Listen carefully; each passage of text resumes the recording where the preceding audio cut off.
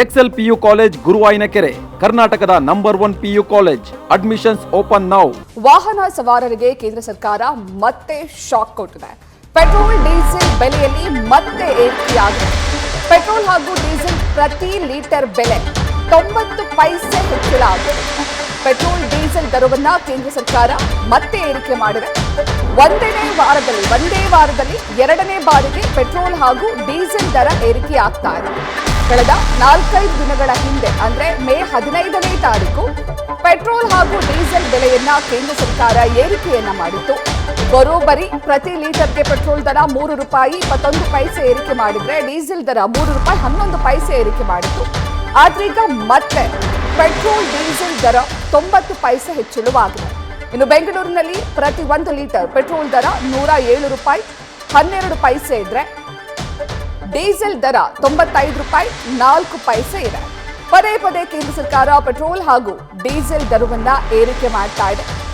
ಜಾಗತಿಕ ಬಿಕ್ಕಟ್ಟಿನ ಸವಾಲುಗಳನ್ನು ಎದುರಿಸೋದಕ್ಕೆ ಹಾಗೂ ವಿದೇಶಿ ವಿನಿಮಯವನ್ನ ಕಡಿಮೆ ಮಾಡೋದಕ್ಕೋಸ್ಕರ ದೇಶದಲ್ಲಿ ಪೆಟ್ರೋಲ್ ಡೀಸೆಲ್ ಬೆಲೆ ಏರಿಕೆ ಆಗ್ತಾ ಇದೆ. ಪ್ರಧಾನಿ ನರೇಂದ್ರ ಮೋದಿ ಅವರು ದೇಶದ ಜನರಿಗೆ ಕರೆಯನ್ನ ಕೊಟ್ಟಿದ್ರು. ಸಾಧ್ಯವಾದಷ್ಟು ಇಂಧನವನ್ನ ಮಿತವಾಗಿ ಬಳಸಿ ಅನ್ನುವಂತಹ ಕರೆಯನ್ನ ಕೊಟ್ಟಿದ್ರು. ಜೊತೆಗೆ ಸಾರ್ವಜನಿಕ ಸಾರಿಗೆಯನ್ನ ಬಳಸಿ ಮತ್ತೆ ಗೂಡ್ಸ್ ವಾಹನಗಳನ್ನ ಬಳಸಿ ಅಂದ್ರೆ ತಮ್ಮ ಗೂಡ್ಸ್ಗಳನ್ನ ಸರಕು ಸಾಗಾಣಿಕೆಯನ್ನ ಮಾಡೋದಕ್ಕೆ ಟ್ರೈನ್ಗಳನ್ನ ಬಳಸಿ, ರೈಲ್ವೆಯನ್ನ ಬಳಸಿ ಸಾಧ್ಯವಾದಷ್ಟು ಇವಿ ವಾಹನಗಳ ಬಳಕೆಯನ್ನ ಮಾಡಿ ಇದರಿಂದ ಪೆಟ್ರೋಲ್ ಡೀಸೆಲ್ ಬಳಕೆ ಕಮ್ಮಿ ಆಗುತ್ತೆ ಅನ್ನುವಂತಹ ಕರೆಯನ್ನ ನೀಡಿದ್ರು.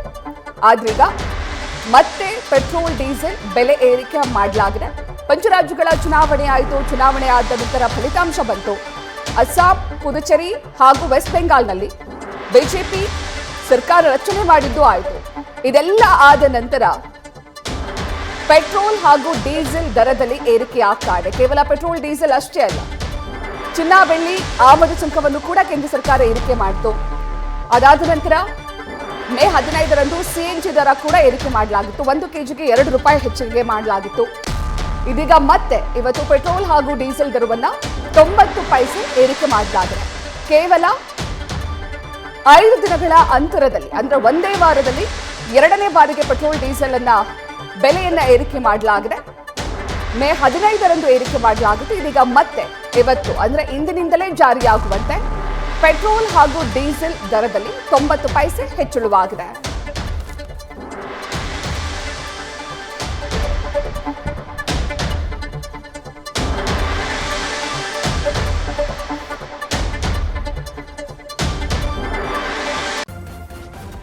ನ್ಯೂಸ್ ಫಸ್ಟ್ ನಿರ್ಭೀತಿಯಿಂದ ನಿಮ್ಮ ಪರವಾಗಿ.